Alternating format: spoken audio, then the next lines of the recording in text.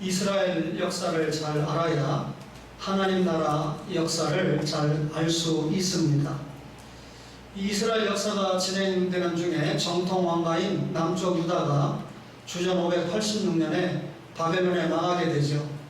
그런데 다니엘이 BC 605년에 바벨론 포로로 끌려갔기 때문에 바벨론 포로 생활을 마치고 돌아왔던 536년까지 계산하면 70년 동안 포로 생활을 하게 됩니다. 바벨론이 페르시아에게 망하고 페르시아의 고레스 왕이 너희들 예루살렘으로 돌아가도 좋다. 또 예루살렘 성전을 재건해도 좋다. 그리고 성전 안에 있는 기명들을 다 가지고 가도 좋다라고 고레스가 그렇게 명령을 하죠. 그래서 바벨론 포로 생활을 마치고 1차로 귀환했던 때가 지도자 스룹바벨인데 주전 536년입니다. 그리고 2차로 귀환할 때 지도자가 에스라인데 주전 458년입니다. 그리고 2차에서 3차까지는 13년의 차이가 있는데 3차 귀환을 할 때 지도자가 느헤미야인데 주전 445년이 됩니다.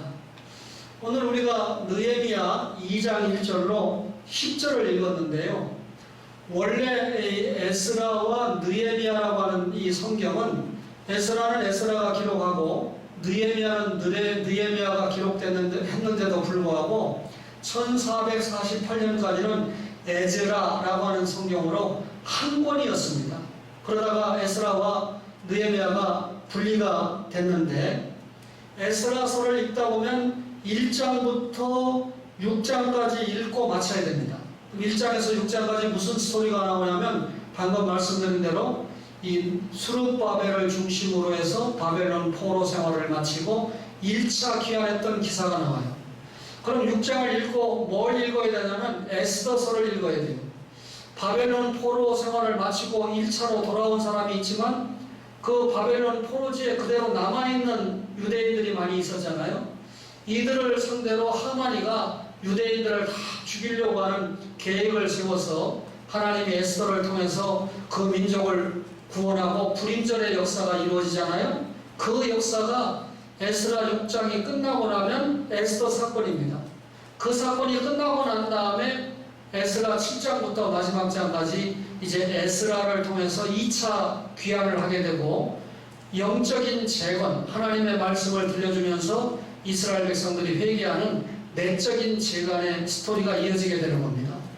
그리고 오늘 이제 느헤미야 성경을 통해서 3차 귀환 스토리가 나오게 되는데 3차 귀환의 주인공은 느헤미야가 사용을 받게 되지요. 이런 배경 속에서 오늘 설교를 들어야 여러분들이 이해가 쉽습니다.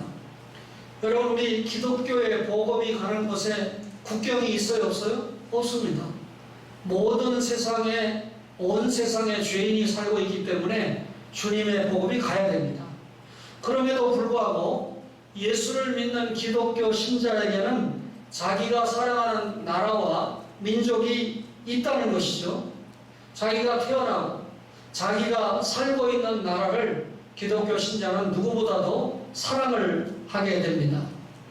오늘 여러분과 제가 읽은 이 느헤미야 성경을 통해서 신앙이 대단히 좋은 한 사람을 만나게 되는데 바로 느헤미야라고 하는 사람이죠. 느헤미야는 1차 귀환, 2차 귀환이 이루어졌는데도 본국으로 돌아왔습니까? 안 돌아왔습니까? 돌아오지 않았습니다. 뭐하고 있었죠? 파사 제국의 아닥사스다 왕의 황제에게 총애를 받는 그런 신하로 살고 있었습니다. 그런데 이런 느헤미야에게는 조국에 대한 슬픔이 있었다는 것입니다. 자, 느헤미야 2장 2절에 보니까 왕이 내게 이르시되 내가 병이 없거를 어찌하여 얼굴에 수심이 있느냐 이는 필연 내 마음에 근심이 있음이로다. 이렇게 기록을 했습니다.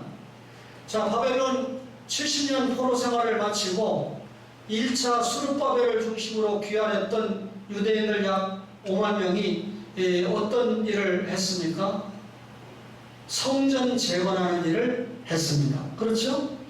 그러면 이 성전을 다 재건하고 나니까 성전 안에는 금은 기명이 있거든요.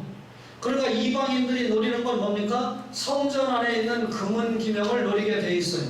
성전을 잘 지키려면 성전 주변에 뭘 써야 되죠? 성을 재건해야 됩니다. 그러니까 예루살렘이 무너질 때 성전만 파괴된 것이 아니라 성벽도 파괴가 되기 때문에 그 성벽을 수축을 해야 되고, 또 이스라엘 백성들이 자기 집에 70년 만에 돌아왔으니까 엉망이 되어버린 집들도 다시 지어야 과거의 예루살렘의 모습이 복원되지 않겠습니까? 그런데 사마리아 총독이 산발릿인데 산발랏이 이것을 보고 있지 않았습니다. 이 사람들아, 성전 재건은 페르시아의 고레스 왕이 허락을 한 것이지만 도대체 성벽을 수축하는 건 누구의 허락을 받고 하는 일이냐? 산발랏이 벌써 그렇게 따졌다는 것은 성벽 재건은 안 돼, 그 말이잖아요. 사실 성전 재건은 왕에게 허락을 받았지만 성벽 재건은 허락을 받은 일이 없습니다. 그래서 산발랏은 왕이 허락한 게 아니니까 저들이 쌓으려고 하는 성을 헐어버리고, 그리고 성문에 불을 질러서 불태워버렸습니다. 유대민족은 성전을 재건하고 성벽을 재건해서 이 철저하게 예루살렘을 복원하려고 했는데 그만이 산발랏 때문에 엄청난 낙심과 시리에 빠지게 된 것이죠. 이런 소식이 귀환은 하지 않았지만 페르시아의 이 아닥사스다 왕의 신하 노릇을 하면서 바벨론 포로지에 남아있었던 느헤미야의 귀에 들리게 됩니다. 그러니까 느헤미야가 조국에 대해서 소식을 듣는데 기쁜 소식입니까? 슬픈 소식입니까? 엄청나게 낙심된 소식입니다. 그 소식을 듣고 이 느헤미야의 얼굴에 수심이 가득했습니다. 느헤미야는 건강한 사람인데 왕의 술 맡은 관원이잖아요. 왕 앞에 나아갔을 때 왕이 너가 병이 없는데 오늘은 얼굴에 왜 이렇게 근심이 쌓여있느냐 이렇게 물어본 겁니다. 그렇다면 왕이 이렇게 물어볼 정도면 느헤미야의 얼굴에 수심이 가득했다는 거죠. 여러분, 느헤미야에게 개인적으로 슬픈 일이 있을 수가 없습니다. 적어도 그 당시에 세계를 호령하던 대제국인 페르시아의 왕의 술 맡은 관원이었다는 겁니다. 술 맡은 관원이라고 느헤미야 1장 11절에 자기 자신의 직업을 느헤미야가 밝히고 있는데, 술 맡은 관원이라는 건 창세기 40장 9절에 이 감옥에 갇혀있던 요셉에게 꿈의 해몽을 부탁했던 바로의 신하가 술 맡은 관원이었죠. 왕에게 술을 직접 진상하는 역할을 감당하는 사람입니다. 그런데 이 역사를 잘 보면요, 이 술 맡은 관원장은 적어도 왕궁 내 왕비에 쳐서, 그리고 왕의 후궁들에 쳐서도 마음껏 출입할 수 있었습니다. 그러면 왕비와 왕의 후궁들에 쳐서도 마음껏 출입할 수 있었다면 술 맡은 관원이 갖는 특권과 위치가 얼마나 왕이 신뢰하는 사람이었는가 하는 것을 우리가 알 수가 있죠. 여러분, 느헤미야는 유대 사람입니다. 이스라엘 사람입니다. 그런데 페르시아의 왕의 술 맡은 관원으로 이렇게 뽑힘을 받았다는 것은 정말 엄청난 사건이죠. 당시에 세계를 호령했던 페르시아가 인재를 골고루 등용하는 그런 개방 정책을 썼습니다. 이게 대국의 모습이죠. 또 하나는 적재적소에 인물을 고용을 했다는 것입니다. 예를 들면 우리로 말하면 무슨 주택에 관계된 문제의 장관이라면 거기에 적어도 전문적인 식견을 가진 사람을 등용을 했다, 그 말이죠. 그러나 아무리 느헤미야가 능력이 있고 페르시아가 이런 개방 정책을 썼다고 해도 오늘 이 느헤미야가 페르시아 왕의 술 맡은 관원이었다는 것은 하나님의 섭리가 아니고는 설명을 할 수가 없습니다. 결국 그가 술 맡은 관원을 했기 때문에 유대 역사에서 뭘 재건한 겁니까? 성전 재건 후에 성벽을 재건하는데 멋있게 사용을 받지 않습니까? 여러분, 이렇게 개인적으로 슬픔이 있을 수 없는 술 맡은 관원 느헤미야, 황제 총애 받죠. 그 황제의 총애를 받는 직책 속에 엄청난 특권과 기회를 가지고 있죠. 그리고 자기는 크고 넓고 풍요로운 그런 생활을, 좋은 집에서 생활을 하고 있죠. 그런데 개인적으로는 슬플 일이 없는데 뭐만 생각하면 슬퍼요? 나라만 생각하면 슬퍼요. 조국만 생각하면 어지러워요. 우리도 이런 슬픔을 가져야 됩니다. 우리나라가 저 일본으로부터 광복을 한 후에 75년을 맞이하고 있는데, 75년 맞이했는지 지금 현실이 어떻습니까? 남부와 북으로 갈려있지 않습니까? 북한은요, 지상 낙원을 세우겠다고 공산주의 이념으로 나라를 세웠지만 지상 낙원을 그만두고 세계에서 최악의 나라를 이루고 있는 거 여러분 잘 알고 있지 않습니까?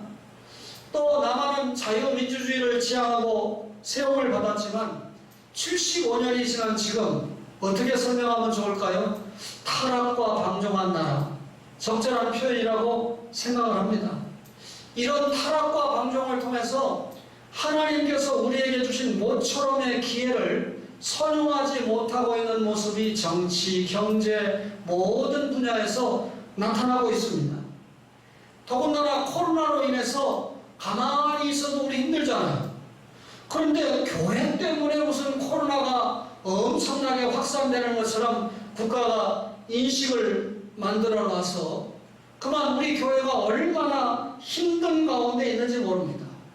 교회가 한 사람의 영혼을 사랑하고 한 사람이라도 주님 앞에 더 인도하기 위해서 애를 써야 되는데 지금 전도하러 나갈 수가 없어요.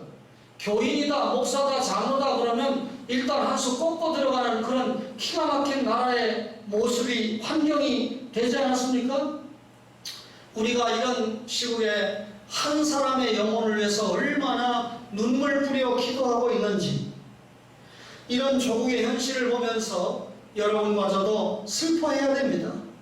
어느 사람이 잘했다, 누가 못했다, 나는 보수다, 나는 신도다, 이렇게 서로 양분돼 가지고 서로 손가락질만 하지 말고 진정으로 이 나라가 처해진 현실을 보면서 슬픔에 쌓이고, 그리고 이 나라를 보면서 애통해하는 마음이, 느헤미야가 가졌던 그런 마음이 우리에게도 이런 성경 말씀을 통해서 가져야 된다, 그 말이죠. 느헤미야는 조국에 대한 슬픔만 가지고 있었을 뿐만 아니라 조국을 위해서 기도했습니다.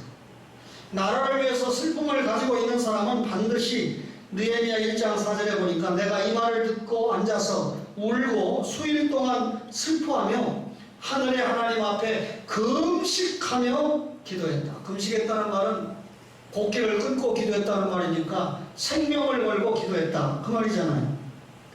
느헤미야가 자신들의 동족이 큰 환난과 능욕과 고통 가운데 있다는 소식을 듣게 되자 그만 예루살렘 성벽 재건이 어렵고 성문이 불타버렸다, 이런 소식을 들으니까 슬펐어요.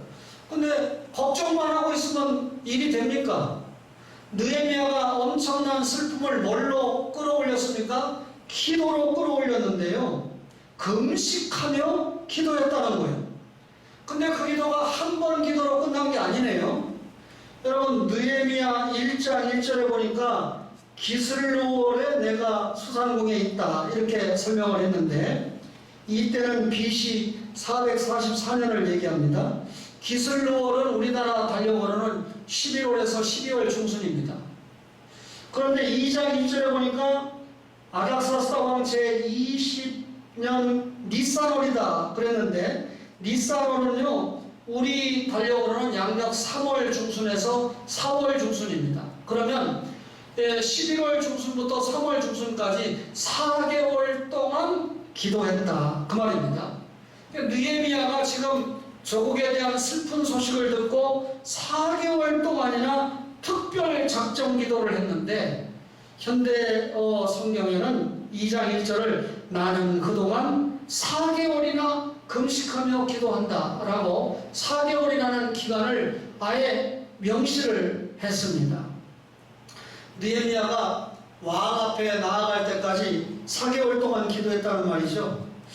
왜 이 슬픔 소식을 듣고 빨리 가서 알려주든지 하지 4개월이나 기다렸을까? 어떤 학자는 아닥사스다 왕이 이 바벨론에 있는 겨울 궁전에 가서, 겨울에는 바벨론에 있는 궁전에 가서 진물을 하는데 그 4개월 동안 만나지 못했다가 추나공인 수산으로 돌아왔을 때까지 4개월 동안 기도했다 이렇게 추측하는데 자신 있는 근거는 아닙니다.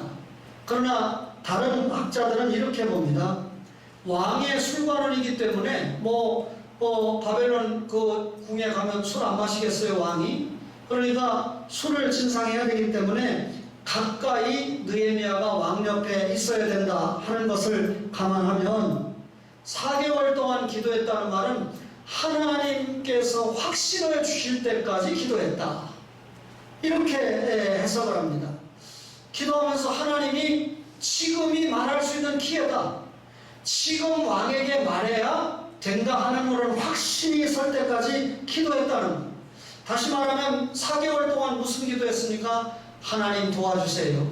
하나님이 도와주셔야 조국의 이 슬픈 소식을 해결할 수 있습니다. 라고 기도했다는 거죠. 왕이 술관원 느헤미야를 보고 왜 그렇게 얼굴에 수심이 가득하냐 질문했어요. 때는 이때다. 조국의 상황을 다 알려주었는데 사실 왕이 네가 무엇을 원하느냐 이렇게 물었을 때 왕은 들어줄 마음이 있는 거거든요. 오늘 이스라엘뿐만 아니라 페르시아도요. 조상들의 묘를 대단히 중히 여깁니다. 그러니까 지금 느헤미야가 가지고 있는 이런 슬픔을 왕도 동병상련 같이 슬퍼하는 마음을 가진 겁니다. 그래서 동정어린 마음으로 느헤미야가 원하는 것을 이루어줄 마음을 가지고 네가 무엇을 원하느냐 이렇게 물었던 거죠. 느헤미야가 조국을 위해서 슬퍼하다가 절호의 찬스를 맞이했습니다. 그런데 곧바로 왕에게 이러이러한 것을 원합니다 말하지 않고 그 짧은 시간에 누구에게 또 기도했습니까? 느헤미야 2장 4절을 보세요. 왕이 내게 이르시되 그러면 내가 무엇을 하느냐 원하느냐 하시기로 내가 곧 하늘의 하나님께 묵도했다. 순간 짧은 시간이지만 하나님 앞에 먼저 기도했다고 말이죠. 대단히 간단하고 요긴한 것만 기도했을 거예요. 여러분 기도가 짧다고 기도가 아닌 것은 아닙니다. 평상시에 느헤미야가 조국을 위해서 기도했던 사람이죠. 그는 왕 앞에서 늘 하나님 앞에 기도하는 삶을 살았던 사람인데 왕 앞에서도 나는 기도하는 사람이다라고 하는 사실을 확실하게 사실은 보여준 것입니다. 느헤미야가 왕의 허락을 받아서 유대 땅으로 왔습니다. 무슨 자격으로 왔죠? 총독의 자격으로 왔습니다. 그러면 웬만한 사람 같으면 총독 자격으로 왔으면 왜 왔죠? 성벽 재건하러 왔으면 그 성벽 재건을 위해서 관계에 있는 지도자를 만나야 되고 그들과 상의하는 일을 먼저 해야 되는데 그런 일을 전혀 하지 않고 또 이 유대로 돌아와서 무슨 일부터 합니까? 3일 동안 꼬박 사람을 만나지 않고 하나님 앞에 기도하는 일만 합니다. 이 3일 동안 기도하는 시간에 하나님이 감동과 감화를 주셨어요. 하나님의 감화가 이루어졌다는 말은 무슨 말이죠? 기도에 대한 응답이 이루어졌다 그 말이죠. 이렇게 느헤미야는 왕에게 허락을 받기 전에도 4개월 동안 기도했고 또 이 고국으로 돌아와서 또 3일 동안 집중적으로 먼저 기도했습니다. 느헤미야 4장 이하에 보면 느헤미야가 올렸던 기도문들이 있습니다. 이런 것을 감안해 볼 때 느헤미야는 기도의 사람입니다. 구체적으로 나라와 민족을 위해서 기도하는 사람입니다. 하나님은 기도하는 이런 느헤미야로 하여금 어떤 일을 할 때 기도로 준비하게 했고 또 기도로 진행하게 하셨습니다. 이런 기도의 영에 사로잡힌 느헤미야를 붙잡고 하나님께서 하나님 자신의 일을 시작하셨다는 거죠. 그래서 느헤미야 2장 8절 하반절에 내 하나님의 선한 손이 나를 도우심으로 왕이 허락했다. 여러분, 기도하는 사람은 누구의 손을 움직인다는 말이죠? 하나님의 전능하신 손을 움직인다는 말입니다. 기도는 하늘을 움직이고 기도는 땅을 움직입니다. 하나님은 느헤미야로 하여금 4개월 동안 하나님 앞에 집중해서 기도하게 했습니다. 하늘 문을 열리도록 기도했습니다. 자신의 힘으로는 안 된다. 내 능력을 가지고는 도무지 안 된다. 예루살렘으로 돌아가는 것도 성벽을 재건하는 것도 누구의 능력으로 된다? 하늘의 하나님의 능력으로만 된다. 기도했습니다. 아닥사스다 왕의 마음을 바꿀 수 있는 분은 하나님이다. 여러분, 이 느헤미야의 기도는 결국 이 아닥사스다의 마음을 바꿔주셨잖아요. 결국 아닥사스다의 마음을 바꿀 수 있는 분은 누구뿐입니까? 하나님 한 분뿐입니다. 우리가 이걸 알아야 돼요.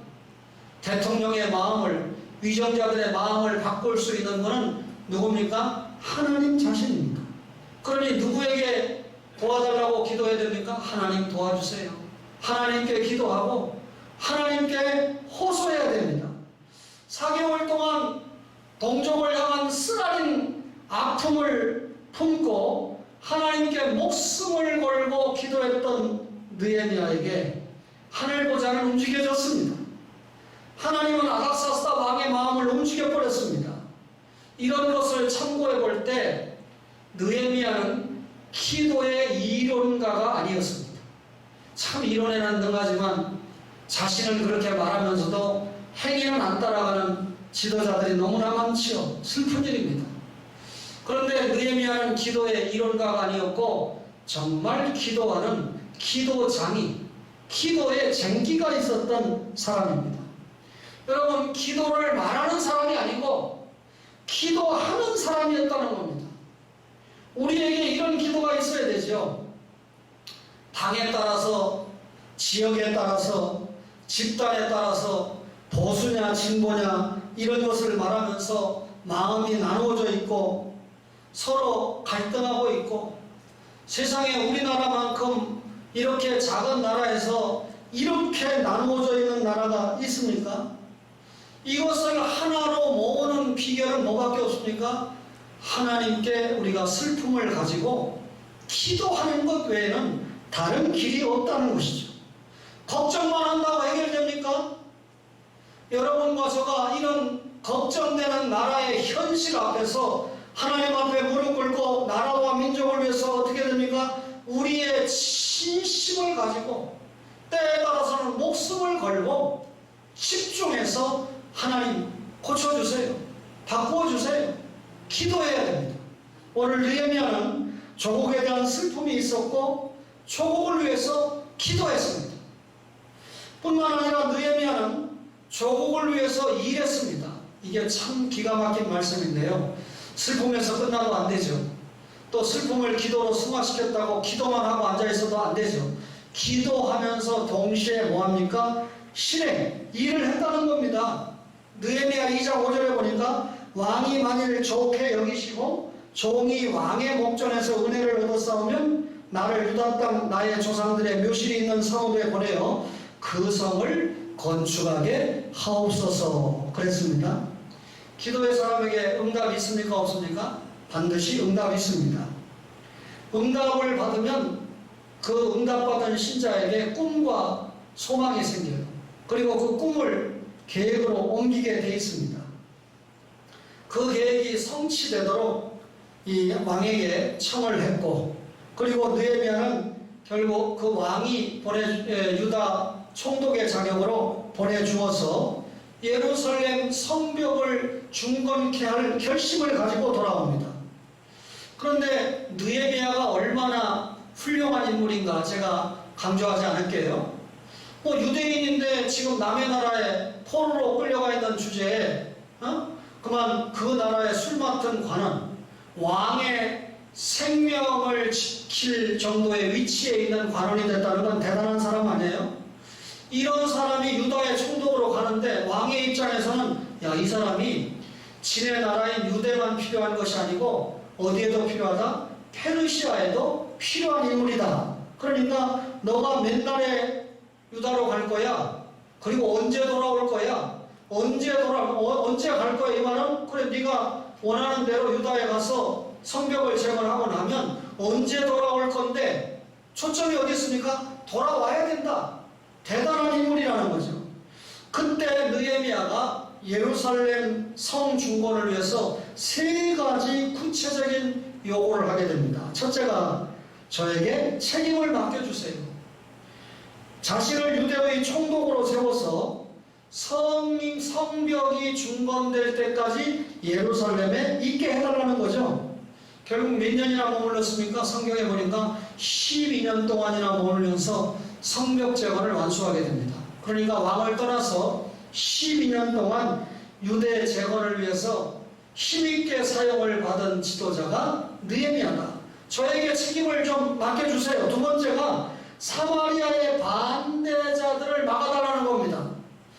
성벽 재건하는데 누가 방해했죠? 산발랏이 방해했잖아요.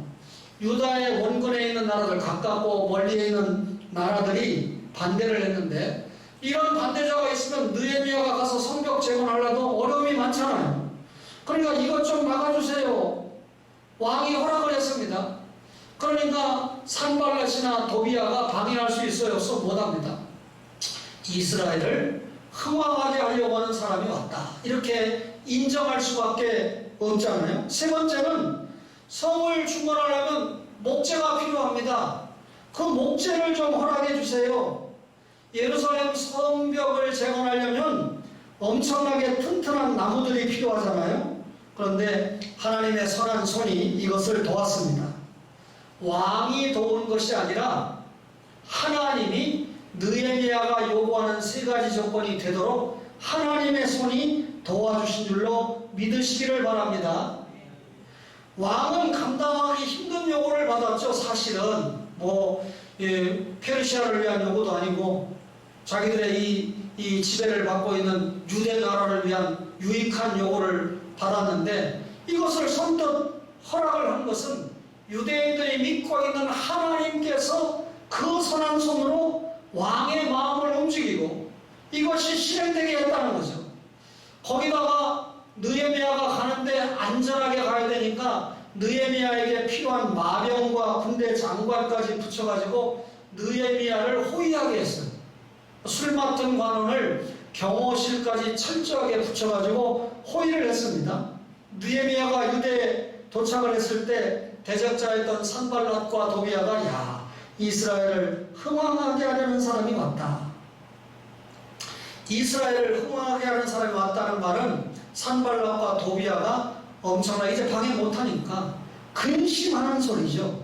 여러분, 느헤미야가 이만큼 방해자가 인정을 할 만큼 자기 나라를 위해서 조국을 위해서 멋지게 사용받는 그런 사람이 되었다. 그 말이죠. 요즘 우리나라가 모든 부분에 있어서 어렵습니다. 어려울 때일수록 우리가 나라 사랑해야 돼요? 안 해야 돼요? 해야 되죠. 이놈의 나라 더러우니까 나는 미국 가서 살아야 되겠다. 돈 있는 사람이 떠난다고 그러죠. 아니죠. 이렇게 어려우니까 나라 사랑이 나타나야 되잖아요. 어떻게 해야 돼요? 조국에 대한 관심, 그리고 조국에 대한 기도, 그리고 나라를 사랑하는 모습이 구체적인 행동으로 나타나야 됩니다. 나라가 이렇게 어수선할수록 애국자가 필요합니다. 여러분, 애국, 애족, 애민이라고 하는 이 말은요, 기독교가 우리나라에 들어와서 생긴 용어지 유교 정치를 하던 조선의 시대에 만들어진 용어가 아닙니다. 여러분, 이 선교사들이 복음을 심고 민족교회로 성장을 하면서 일본이 우리나라에 복음을 줬으면 누가 예수 믿겠어요? 니네나 믿어라 그러죠. 그런데 일본이 우리를 지배하고 있는 상황에서 미국과 호주와 캐나다 선교사들이 복음을 주니까 당연히 이분들이 복음을 열심히 심으려면 지배를 받고 있는 우리 민족의 입장을 이해해야 되잖아요. 그러다 보니까 조국의 교회가, 우리 교회가 민족교회로 성장을 하다 보니까 짧은 역사 속에 민족 지도자 33인 가운데 뭐 몇백 년, 몇천 년 역사가 있는 불교는 2명밖에 참석을 안 했는데 불과 10여 년 역사의 기독교는 16명이나 지도자가 참여를 하지 않았습니까? 그렇죠? 이 육담 천암선이 이 독립선언서 발표했던 그 문장이 이승만 박사의 논문에서 거의 그대로 인용을 했다는 것도 잘 알려진 사실 아닙니까? 이런 것을 자꾸 대학생들과 젊은이들에게 가르쳐야 돼요. 지 아버지가 잘하다가 한 번 실수하면 지 아버지는 아버지 아니라고 그냥 완전히 밟아버리고 찢어버립니까? 역사는요, 누가 뭐라고 해도 이 나라를 위해서 굉장히 중요한 역할을 했던 한 사람으로 그 장로님 대통령을 기억하고 있죠. 그 뒤에 장로님 대통령들은 조금 그분보다는 평가를 좀 덜 받아야 됩니다. 오해하지 마세요. 애국자가 많이 필요한 나라예요. 근데 요즘 스스로 애국자라고 많이 떠드는데 그 애국자라고 떠드는 사람들을 보면 나라를 더욱 혼란하게 합니다. 그리고 아주 곤란하게 만듭니다. 애국자로 자처하면서 부정한 방법으로 부를 축적하는 사람도 있습니다. 뭐 여러분 알지만 어느 나라 대통령의 아들이 평생 직업을 가져본 적이 없다는데 나보다 훨씬 부자예요. 저는 30여 년 동안 여러분들을 위해서 죽도록 어쨌든 일했잖아요. 그렇죠? 그러면 제가 부자여야지 어떻게 직업도 없이 지금까지 놀던 사람이 그렇게 엄청난 재산을 가지고 있을까요? 비극입니다. 애국자라고 떠들면서 집단 이기주의 행동으로 백성들을 얼마나 힘들게 합니까? 여러분, 무슨 정당에 소속되어 있으면 바른 말을 못해요. 지난번에도 보니까 지금 여당도 그렇대요. 여당과 반대되는 한 의견을 내면 그 다음에 공천을 못 받아요. 그런 사람이 공천을 받아야 좀 바른 말도 하고 당이 잘못된 길로 가면 쓴소리도 내고 할 텐데 그런 통도가 안 됩니다. 이게 뭡니까? 집단 이기주의 아닙니까? 진정한 애국자는요, 나라와 민족을 위해서 눈물도 흘리고 또 나라와 민족을 위해서 기도도 하고 그리고 나라와 민족을 위해서 구체적인 양심을 가지고 일하는 사람들입니다. 특별히 종교 지도자들이 타락하면 나라는 소망이 없습니다. 그래서 세계 역사를 뒤바꿨던 16세기의 교회개혁 당시에 성직자들의 생활은 평신도의 복음이다.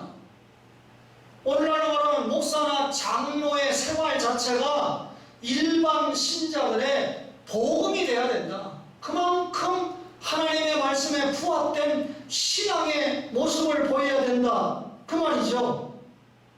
관리들은 부정부패를 일삼고 있고 인권은 무참히 짓밟히고 있고 인식매매가 성행하고 있고 그리고 약자들의 신음소리가 얼마나 지금 강력하게 들리고 있습니까?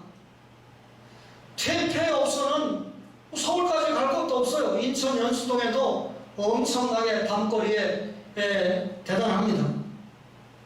정직한 사람들이 바보 취급을 받는, 정직하게 세금을 내는 사람들은 사업도 제대로 할 수 없는 그런 기가 막힌 시대에 우리가 살고 있지 않습니까?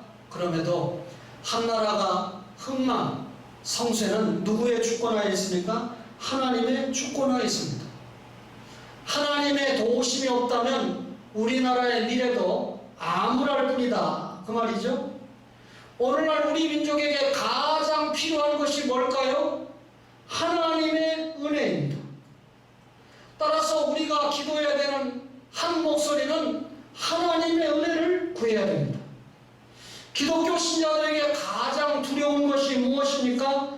하나님의 은혜를 받지 못하는 겁니다. 사랑하는 우리 초원의 가족 여러분, 나라를 위해서 기도하고 슬픔을 가지고 기도하고 그리고 구체적으로 선한 일을 해야 됩니다.